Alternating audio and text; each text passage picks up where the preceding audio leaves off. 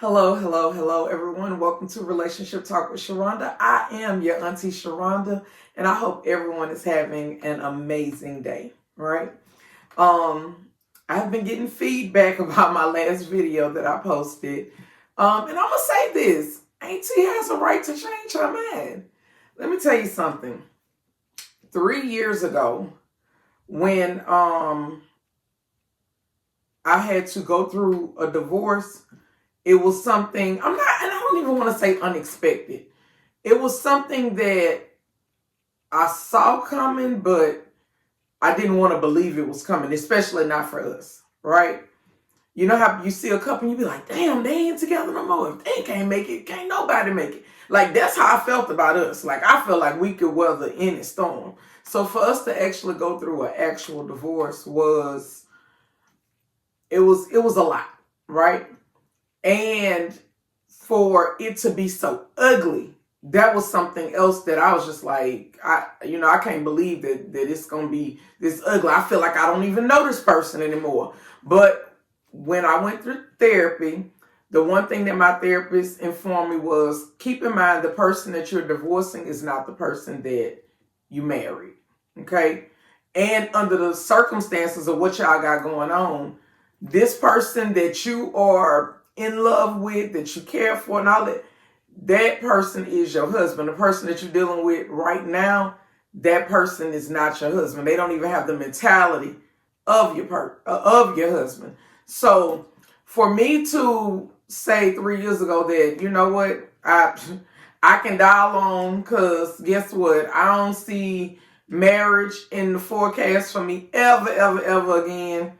I don't necessarily know if love gonna live here anymore. A lot of that was coming from a very hurt place, a place of me feeling betrayed, a place of me feeling like I had done everything that I was supposed to do. I did the playbook that my family told me to do. You know, you meet a guy young, you give yourself to him, you bear his children, you raise them to the best of your ability, you introduce them to God, you keep a good house, you make sure that they're fed, you make sure that you're a supportive wife, you make sure that you are present for your family. You make sure you love on your family. And if you do these things, you'll be okay. And the thing is, I wholeheartedly know that I did all of those things, and in the end, we still were not okay.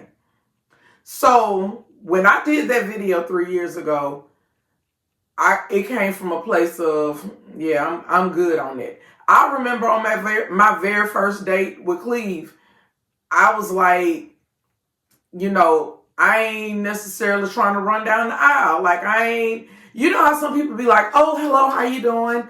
Yes, I'm dating with a purpose. We have to be dating within a certain amount of time and be married within a certain amount of time, or I feel like I'm wasting my time. That's not what I was on at all. First of all, I still had unfinished business. Second of all, I was in a place to where if I can find healthy companionship, I'll be okay with that. But now I'm at a place in my life where I know that I want to build again. I was skeptical about building with a person again. So companionship is okay if I don't plan on building with you, right? But it's something completely different when I desire to build with a person, because that's what I'm good at. I'm good at multiplying. I'm good at making things grow. I'm good at nurturing. So I personally feel like I would be doing myself a disservice, because I know deep inside that I'm supposed to be somebody's wife, and we supposed to have a great life together, and we supposed to build something so amazing that it makes hell nervous. That's what I know, right? So my advice to the ladies, because I did another video too, is to throw the list away. I know that we went to church, and the preacher at church said, write it down, make it plain. Don't get me wrong. I wholeheartedly believe in Habakkuk 2:2. I believe in writing it down and making it plain. I get it. But let me tell you something. Sometimes we create a list that's so unrealistic, and to the point that we will never find a person, or a person will never find us, because we won't allow them to, right? I think what you need to do is decide what you can deal with and what you can't deal with. Know your hard limits from the beginning and be honest about your hard limits. Like, if you a person that makes a decent wage, right? Does it bother you if the man makes less than you? Does it bother you? Or do you need them to be making equal or better? Ask yourself that, right? And I'm saying that because some of us as women, we make really, really, really good money. I just recently did a class, and I'm not going to get into it, but they said that high earners was $50,000 or more. I was like, what? But I'm in staffing. And what I know is the average wage that I see people getting, especially men, is between $20 and $30 an hour. At 25 being the average, right? And I'm not saying 25 is bad money or good money. It's money. But what happens if you are a person that's making more than 25 an hour? Does it bother you to be with a man that's making 25 an hour?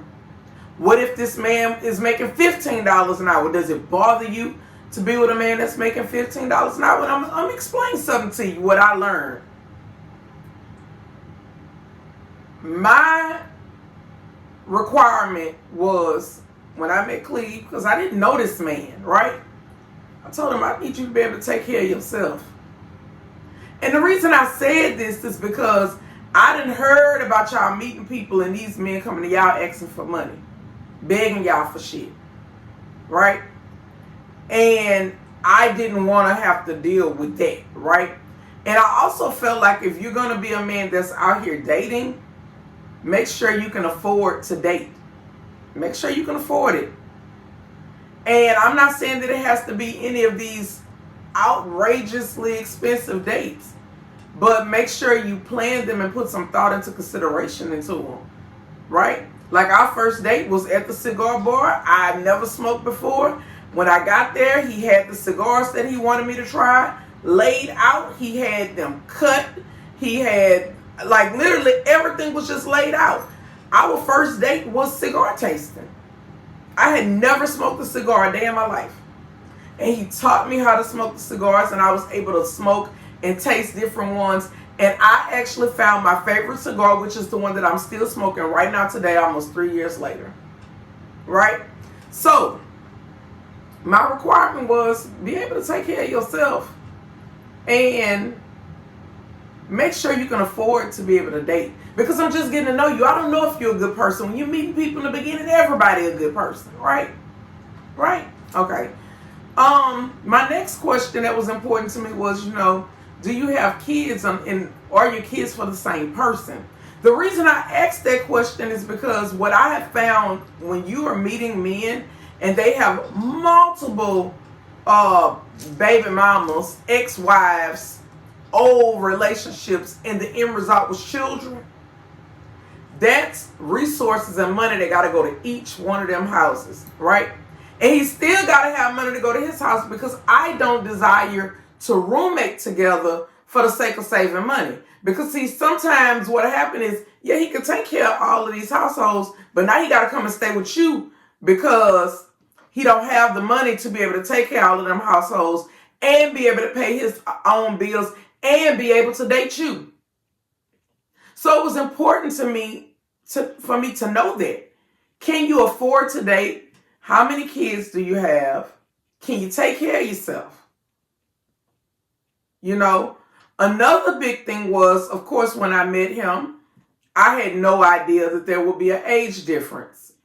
But through us talking, he mentioned that his birthday was coming up within a couple of weeks. And the natural thing you're going to say when somebody that you're meeting and you're interested in, the natural thing that you're going to say is, okay, your birthday coming up. How old are you going to be? And for the person to say, I'll be 31, I was like, oh, bitch. Stella. What you think you doing, Stella? Come on now, Stella. It ain't, this what we doing, Stella? And I was just sitting up there like, at that point, I'm going to be honest, at that point, it was almost like, ma'am, you can bring the ticket. Sir, it was nice meeting you. I wanted to do all of that initially when I heard that number. And I was like, okay. I was like, that caught me off guard because I just assumed that you were much older by the way you carry yourself. And that's when the person let me know that they was a grown man. And is it a problem? And I was like, well, you know how old I am, right? And I also want to make sure that you understand I can't have no more kids. See, you young and you might want to continue your family on. I need you to understand that it's shutting down over here, and that department is shut down over here. Now, we can have a great time together, but I can't have no kids for you now. Are you going to be okay with that? So guess what? His age was okay with me. And me not being able to have kids was okay with him. So you got to sit there and talk to each other and figure out what it is that's going to work for you all. But throw that list away. Throw it away. You are literally overlooking really, really great, hardworking, like Linnell say, blue collar men. You overlooking them. Why are you overlooking them? Because you're going off of your list. Throw the list away. It's keeping you single. Okay? Moving on. I had a full productive day today at work. And I was able to get a lot of things done today. I was moving and shaking. But the company that makes the nut gummies, they also make the sex joints, right? And I ordered the sex joints, but the sex joints didn't get the buzz like the nut gummies did, right? Everybody loved the gummies. Some people tried the joints. It's still a lot of stigmatism behind the joints. So I get it, right? But they also came out with the vape. And this is the strawberry vape. Now this one here, I've used it because this one is mine, right? This is a shareable vape. I don't know if y'all share y'all vape, but this is an aphrodisiac vape. So when you are pulling off of this, right, and you're pulling off of it, and you inhaling it, and it's making your body tingle, and you all wet, and that pussy feeling like it's floating on cloud 9, right? You could give it to your partner, and you can let them hit the vape too, and y'all can actually share the vape, right? Real easy. Of course, it has a little cover that goes over it. Real easy. All you're going to do is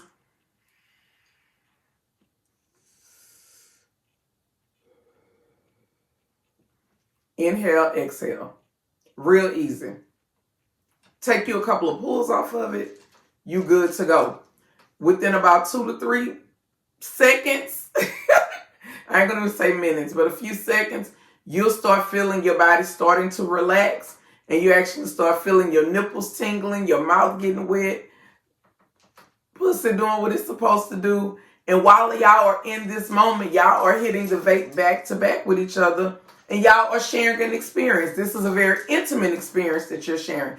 No different than a person that's smoking marijuana and they're going back and forth with the blunt, or no different than a person smoking a sex joint and they're going back and forth with it. The only difference is when you get the product from me, you don't have to worry about if you're going to be able to pass the drug test, because you're going to be able to pass the drug test with the vape. If you buy the sex joints from me, you're going to be able to pass the drug test. If you buy the gummies from me, you're going to be able to pass the drug test.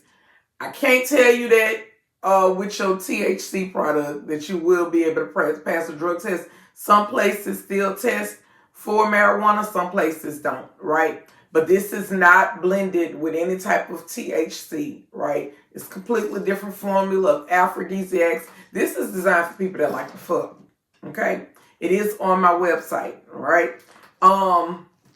Also, the Wife School Workbook is on my website as well, all right? So if you're interested in it, make sure you get you a copy of that. Look at it. I'm over here fumbling. Child, look. And my day ain't over. But, I'm going to go and calm myself down because I didn't hit this damn vape. I'm going to go and calm myself down, okay?